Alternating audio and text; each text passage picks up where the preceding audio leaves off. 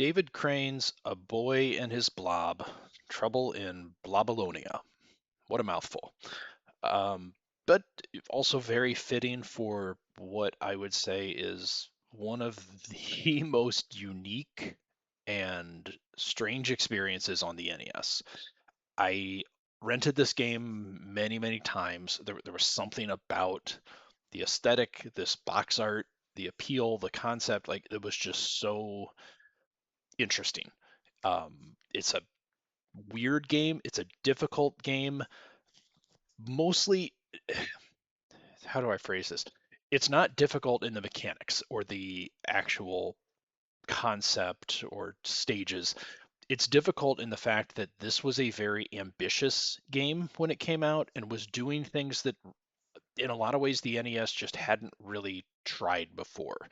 A lot of that I will just give credit to David Crane. I think that was kind of his MO in a lot of cases. For those of you who don't know, David Crane was the same brilliant mind that brought us Pitfall and Pitfall 2 on the Atari, which again, as much as I love the Atari 2600, it was by and large thin, to put it bluntly.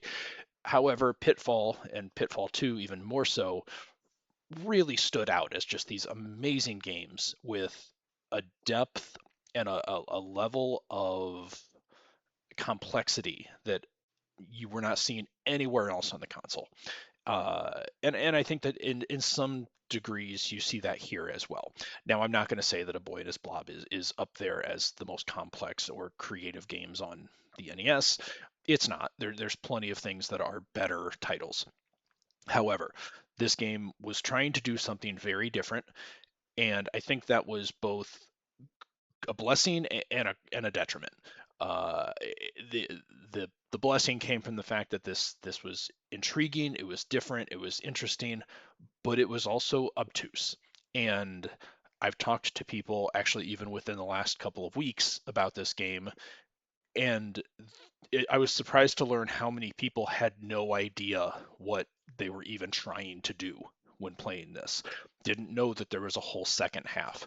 Um, Even as a kid, as I played it, I knew, hey, here's a blob. I'm feeding him jelly beans. He's transforming. This is fun. But I didn't really understand what I was trying to do or what the objective was.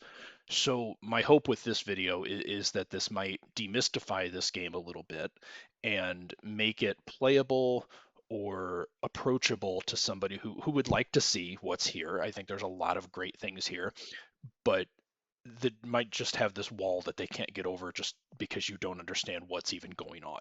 So consider it more of just kind of a visual guide of what to expect with A Boy and His Blob.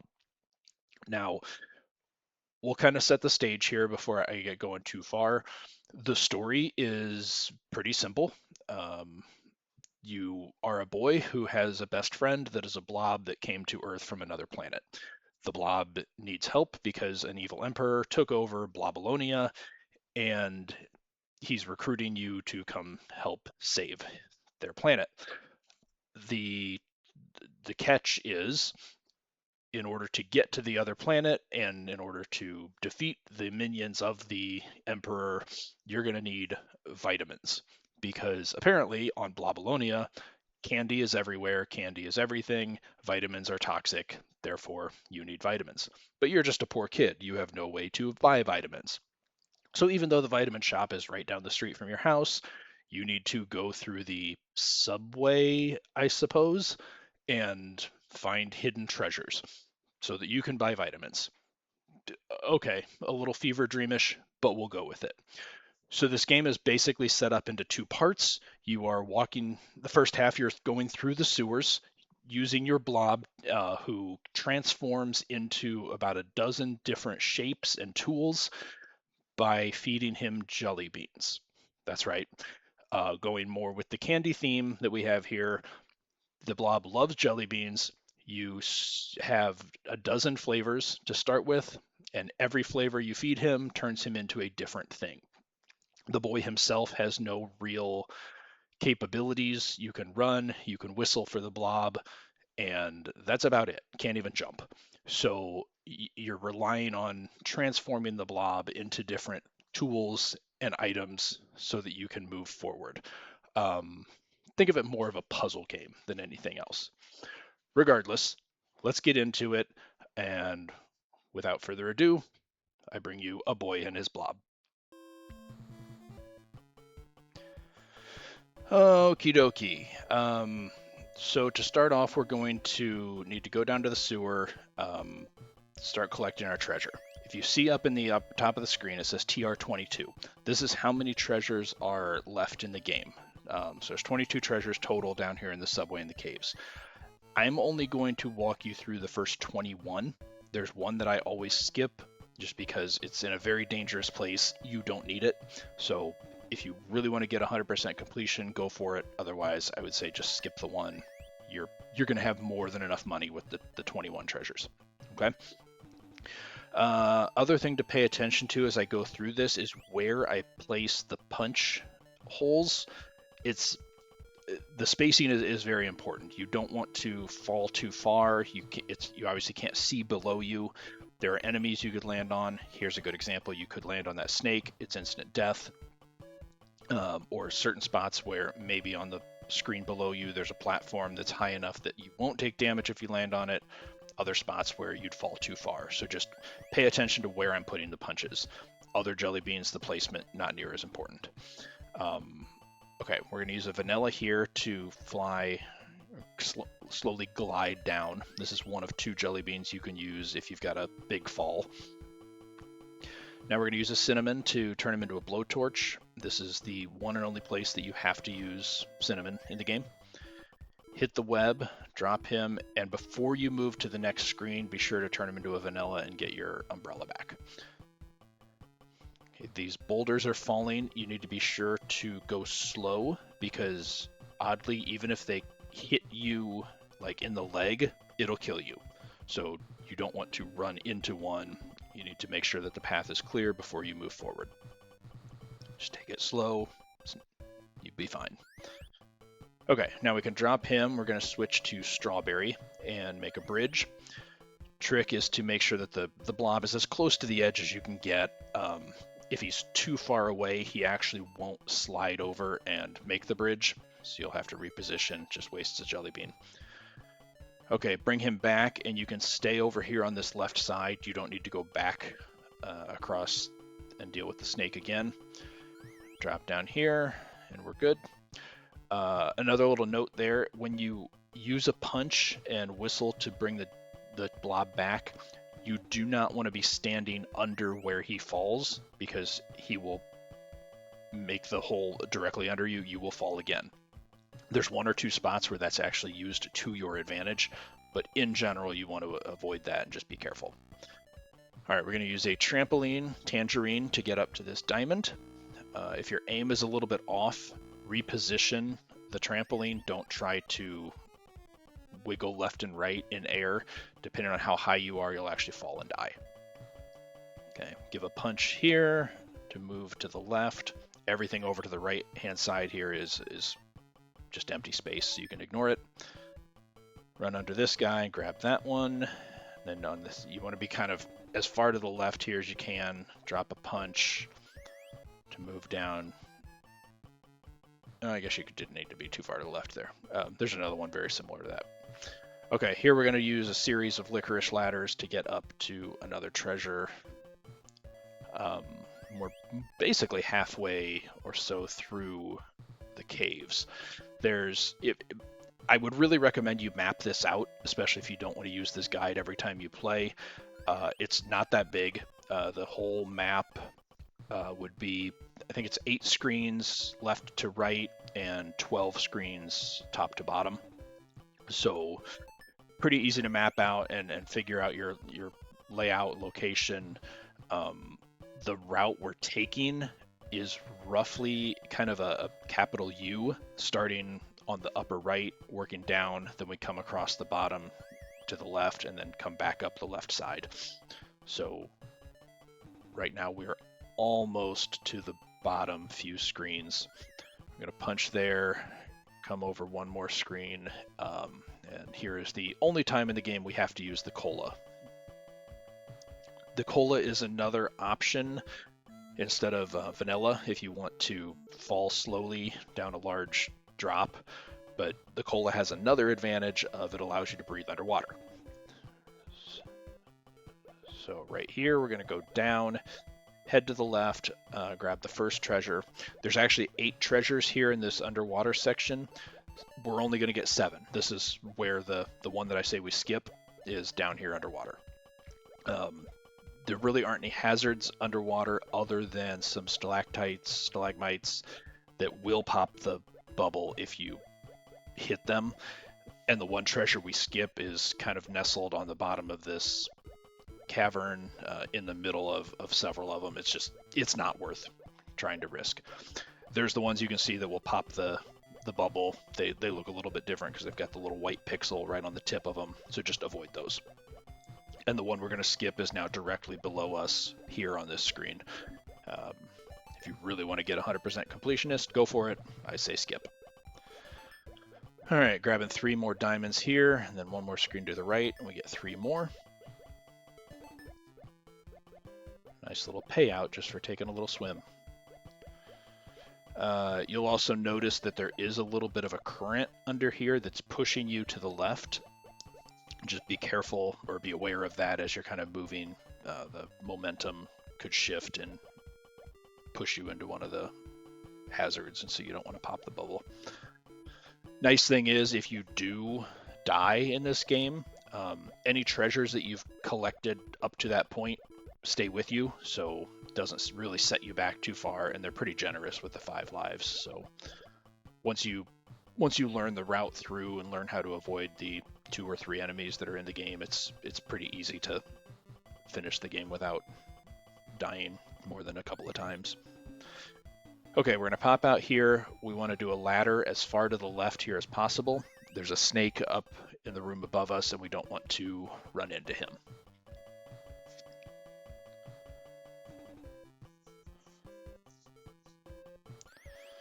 Climb up here. We're going to have to do a strawberry bridge across and just be careful to avoid the snake. Hopefully by now you've had a lot of practice and you can get your timing to run under them pretty easily. To my knowledge, there's no way to actually kill the snakes. If you know of a way, I'd be interested to know. Okay, here what we need to do is we need to drop a trampoline, and it needs to be very carefully positioned. So if you look at the top of the screen, you see that ledge that's kind of sticking off from the left. We need the trampoline positioned just so that we kind of just scrape right by the edge of it. Okay, so I'm hitting my head, so I need to be over to the right just a hair. The trick here, if you're having a hard time getting the blob to move to where you want, turn him into an item you can pick up, like the blowtorch or the umbrella. Then you can drop him where you want him. And as long as you don't move too far, he won't follow you. There's a couple of spots where that's very important and useful. So let's see if we're positioned right. Perfect. Okay, do not whistle for him to come back up at this point, because you're about to use that trampoline again and you don't want it to be moved. If you do, you'll just have to reset the trampoline and get it back in that position. But to kind of get up here to this next high platform, you want to be right on that edge. You'll know that everything's good. Okay, that's what we're looking for there. So 1 more jump will be enough. There we go. There is a treasure over there to the right on the other side of that bridge, but we'll get it later. Here's another trick to get the blob to come back to you after you've climbed up a large area. You can either throw a honey down, and he's usually pretty good about getting under it and catching it. Or if he's not in a position to catch it, or you can't find him, you can always use a ketchup. And as long as he's not in a transformed state, the ketchup will make him teleport to where the ketchup jelly bean landed. So you have a limited number of ketchup beans in the game, so don't waste them. The honey is kind of a better option, especially as you're kind of getting used to the game and learning the way around. But the ketchup will always work as kind of a way to prevent a soft lock. Okay, right above us here, there is a diamond. The Positioning is a little bit tricky. You kind of want to be under the T on the TR up there. But bounce up there and grab that one. Not good enough. Okay. A couple more ladders and we will be very close to surface level again. There are 4 treasures right in a row that we're going to go grab after this. And then the last treasure we grab before we pop out of the subway is actually the most important of all of them. It's actually not money, it's another bag of jelly beans. I think it might give us a little bit of an inventory hit, but also it gives us 2 flavors that we haven't had yet and can't get anywhere else and have to finish the game. Okay, this little section's tricky. My trick is to feed or throw a ketchup to get him down there and then turn him into a punch, because you want to be able to get down as quick as possible once you grab that treasure. Bring him down. We've got basically 4 treasures here straight in a row that are all on top of each other. So just punch down, grab one. If you aim it right, when you whistle for him to come, you can actually just use the same punch and keep moving through. Once you grab that last one, move to the left, and we're basically going to backtrack. This is the same spot where we were at when we used the trampoline to come up to that high ledge on the left. So now we're going to bridge our way back, a couple licorice ladders back up, and we'll be ready to go back to the surface. A little bit about the treasure and kind of what we're doing down here. So once we get to the surface, we need to go over to the vitamin shop, which is on the far right of the street level. Depending on how many treasures you found, you will buy a different package of vitamins. There are 7 total. You don't get a choice. It'll just give you the best package, that money can buy for what you have. With this route, getting 21 of the 22 treasures, it'll buy us package number 5, which is more than enough to get through the game. What the packages do is you're getting 3 different vitamins, vitamin A, B, and C, and a certain quantity of each one. The vitamins are used they're basically ammo for a new Vita Blaster weapon that you're going to get here in just a minute. So, like I said, the last little treasure up here is has some more beans in it and has 2 flavors we haven't seen before: lime, which we need to complete the game, and orange, which turns him into the Vita Blaster. Once he's in Vita Blaster form, you can select which of the vitamins you want to use, A, B, or C. They're all the exact same. It's just the trajectory and path that the projectiles take. Mostly we are just going to use vitamin C. A and B, I don't really find that useful. But yeah, the amount of treasure that we're getting is going to give us somewhere in like 600 to 700 ammo for vitamin C, more than enough to get through the game. So once we get over to Blobolonia, you'll see me actually switch over, feed him some orange, turn him into the Vita Blaster. It just kind of gives you this gun that you're going to need to take out a couple of enemies that are over on that side. So right here at the left, this is our little jelly bean bag. So now we have 2 lime jelly beans and I forget, a couple dozen orange. I forget how many. Okay, we're going to use strawberry here to get over to the right. That gap in the sewer is actually right below the manhole that you might have seen on street level when we started. To get that open, we hit him with an apple, which turns him into a jack. Get it? Apple jack. Okay. Okay, so this spot here is actually maybe the most frustrating in the game because it's just a really poor programming glitch. I have not found a great way to solve this, but basically if your trampoline isn't perfectly centered under that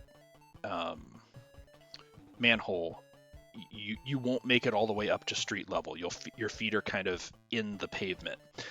If that happens, move to the right, go down the stairs, and then once you're fully down the stairs, I can't emphasize that enough, turn back and come up.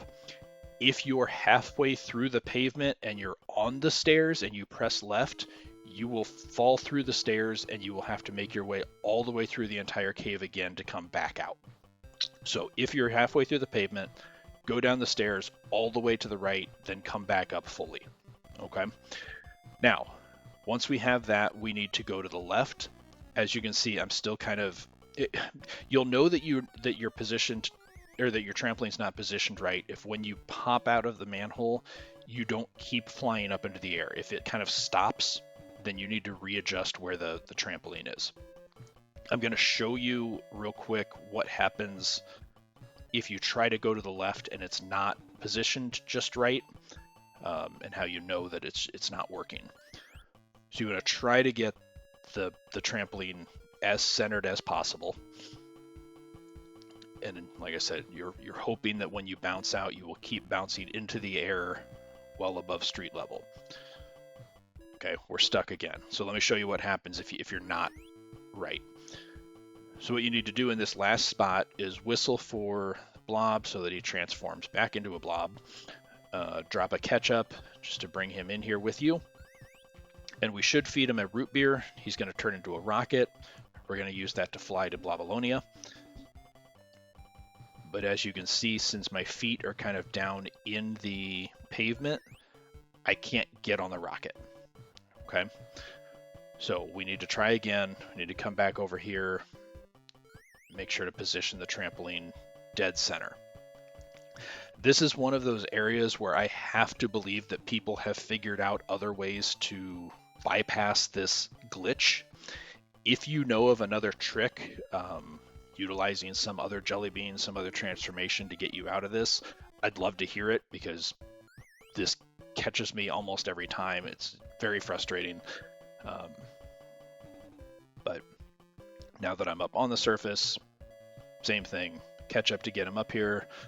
Root beer rocket. And we are off to Blobolonia. Okay, the section of Blobolonia is not too hard. It's kind of just a gauntlet of obstacles that we need to get past. It's pretty quick. It's a total gameplay time. It's less than 10 minutes of the whole game. Right there was a little hint that up in the sky there are certain areas where you can find peppermints. It's optional. If you get 5 peppermints, it gives you an extra life. I would say skip them unless you really want some, but go for it if you're struggling to get through the game or you need some extra health. These little things here, the marshmallows, you can shoot them with the Vita Blaster. It doesn't kill them, it just knocks them up a little bit and kind of changes the trajectory. I think it's easier to just learn the pattern, get under them. These screens, this next screen over here where there's the singles, the trick is just go slow. The momentum of the boy is a little bit annoying, and if he goes too fast, he kind of skids, so it's easy to skid under a marshmallow. Take it slow, just make sure that you're timed between them. There's no time limit on this game, there's no rush, so just take your time, you'll be okay. I find these screens with the doubles much easier. Just watch the pair in front of you and move on when you can. Here, you want to shoot every cherry. If one of them hits the ground, even if you have moved on from the screen, it will blow up and you will die. So you have to use the Vita Blaster to hit every single cherry. Don't forget you can aim it, so you can there's 5 different directions you can shoot the Vita Blaster, but be quick, run, you gotta hit them all. If you miss one, you're gonna die. Here we're dodging some popcorn. These first 2 screens are pretty easy. You can shoot the popcorn, but I'd say just run under them. Here it's a little bit trickier. I kind of get in this position and shoot to create a little bit of a gap. This one's trickier because they're fast. So I kind of like to, again, shoot until I've created a gap, then run like hell, and if you're quick enough, you'll make it. Okay. I think the popcorn part is the toughest of the game. After this, it's pretty easy. Here we need to create a trampoline and go up, because the screen to the right of here is a marshmallow conveyor belt. You cannot move on until you've turned the conveyor belt off. Drop the blob kind of right there in the center of the screen-ish. Jump up on this, just walk past that lever, that's enough to turn it off. Throw a honey down to bring him up to us, and then we need a vanilla umbrella to, whoops, if he's not in a blob, he can't catch. Well, pay attention, blob. There we go. So yeah, turn him into a umbrella, float on down. Don't forget, if you're short on vanillas, cola works just as well. And now we can safely move to the right. If we hadn't shut that off, marshmallows are slowly rolling down that. They'll hit you and kill you. Now we've got 2 screens of the exact same thing. So you kind of put it right to the left of that little black gap in the machine there, the wiring. Bounce on up. Get over the candy cane and shut this one off as well.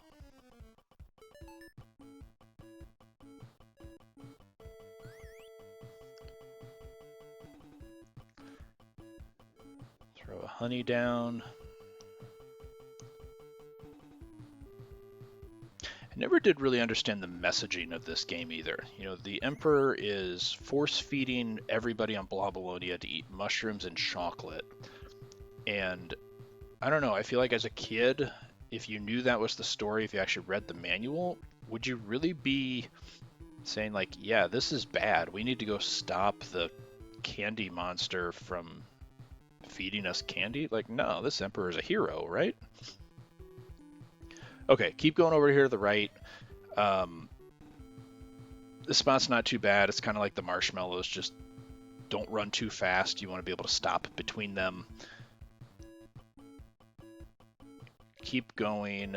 Then we get to this spot with the chocolate kisses. You have 2 options for how to get through that. You can use the Vita Blaster, go to the right, and just shoot all the Hershey Kisses down. Once they're all gone, you can move on. Or there's a little secret passage down here. You can come over and just shut the chocolate cauldron off. Doesn't matter either way. This is pretty much the last spot where you're going to need any of the vitamins. So if you have plenty, you just want to shoot them all down, go for it. Or you can just turn it off and make it easy. Okay? Then get a bridge to go on across now that the chocolate has stopped. And we are almost to the end of the game. Bring him along with you. We've got a couple more screens of teeth. The same strategy as before. They're just a little bit faster this time. And if you make it past this, you have made it past every hazard in the game, believe it or not. All right, don't be scared about those gingerbread men. They don't move. Here's the one spot we need to use a lime jelly bean to make him a key. Key lime, get it? And here's where the game gets weird. Okay, the blob was just in your hand. Now all of a sudden he's in a cage. Sure, why not? Okay, whistle to turn him back into a blob. You need to throw an apple to him. Basically, to get the distance, you need to be kind of moving forward while you throw it. The blob will knock over a bottle of vitamins and kill the Emperor. Why the Emperor keeps a bottle of vitamins right next to him when that's the one thing that's poisonous to him, I don't understand. Why the Emperor just stands there and takes it, also don't understand. Also, who's this guy? There's so much about this game that's just weird, and that's such an abrupt, strange ending to this game. But hey, you know, it was the 80s, it was NES, it was what it was. I think this game's a ton of fun. It's there's a lot going on. It's a fun atmosphere. It's fun to laugh at.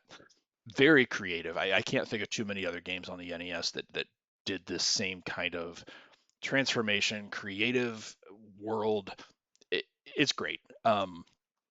Not that long. I think we just made it through this in like 25 minutes. So hopefully this was enough to demystify things for you. let you play through Boy and His Blob finally. And yeah, if this is one of your favorites, I encourage you to leave some comments. Tell me your anecdotes. What are your strategies? Is there a different route that you take? How many treasures do you need to actually get through and buy enough vitamins to get through the game? Do you get them all, or do you skip most of them? But yeah, I love the stories. I love your the history and what you remember of this game. Also, leave comments if there are other episodes or other games you want to see. I'd love to hear it all. So, as always, thank you for watching. Thank you for being a part of the community. Um, and I will see you next time.